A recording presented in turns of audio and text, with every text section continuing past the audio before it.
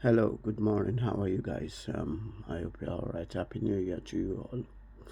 I hope this year started nice for you guys. I just wanted to talk about something very, very important to everybody above 18 living in the UK and working. I mean, above 16 anyway. You get your national insurance number from the age of 16, and that's the number that you use throughout your working life.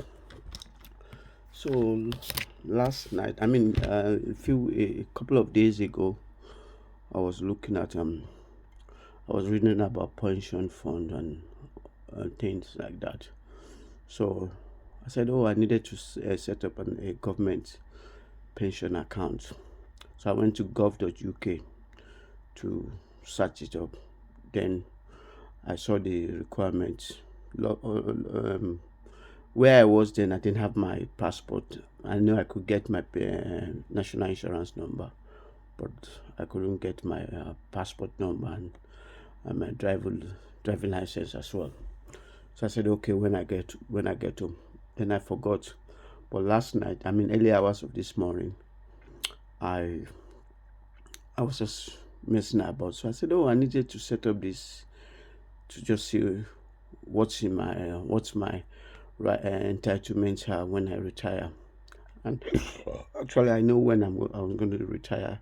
For somebody born in 1971, I'm going to work for 67 years. I'm going to work up to 67.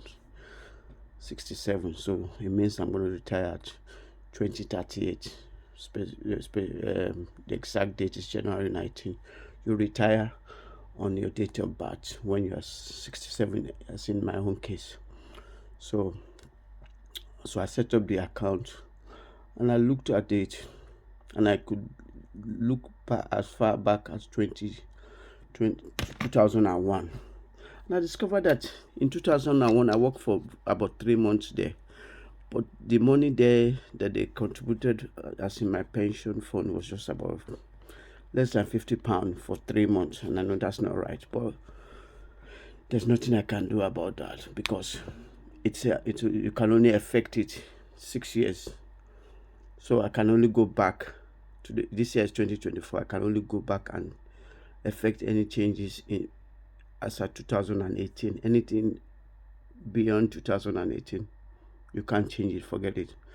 So all I just want to advise people is to, whether you are 18, 20, 25, 30, 40, 50, take your pension seriously.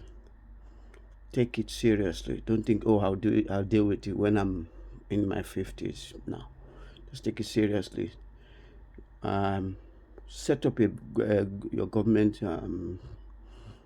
account. Just go to gov.uk and set up an account. It's very, very easy. I'm sure it's just going to ask you questions that you only know. Like in my own case, he asked for my passport number, then he asked for my name, and the name of my passport is Olaleko Abdumale Koike.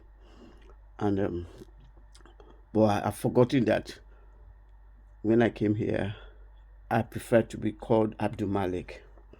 And so my very first pay slip was Abdul Malik. So I kept putting Olaleko and he kept telling me it's wrong. And I'm thinking, oh, okay, let me put Abdul Malik. And I put that and it went through. He said, oh, wow, that's easy. So so if you are let's assume that you are called Michael, but you're on your payslip is Mike. Make sure it's Mike you use, or when you are calling um uh, uh Tracy, and then you spell the Tracy in CIE or CY or just CE. Make sure that that's what you use to set up the account, because it's just going to tell you that's wrong, because you will not cross that until you fulfill everything, then you can view your pension. So just make sure that, and also wherever you are working or you've worked, even if it's for 1 day, 1 hour, 1 week, or 1 month, make sure you keep a record of it. So I will advise you just set up that account and keep an eye on it at least once in a year. Maybe just set a date on your calendar, and every time you change job, just go ahead and see that is in good shape so that you can effect that change. If they've not paid and the actual pension they've taken from you, so take your pension seriously. Make sure you keep it up to date. Keep your eyes on it. Don't leave it for when you are in my 50s, as in my own case. I mean, I've not left it for in my 60s, for my 50s anyway.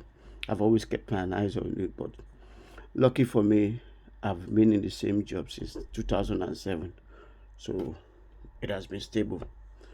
And especially when you are working for agency, because I remember the first 2 years I was working for an agency, so possibly they didn't pay the right um, amount into my pension those days. So when you are working for an agency, keep your eyes on it.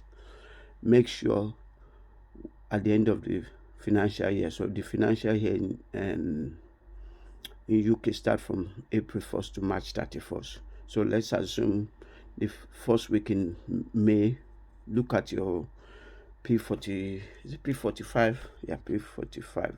Or is it P60? I've forgotten now, whichever it is.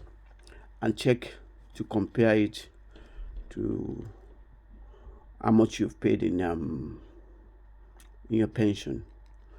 And by that, you can always check so that you are sure that what they've said they've paid is actually what they've paid.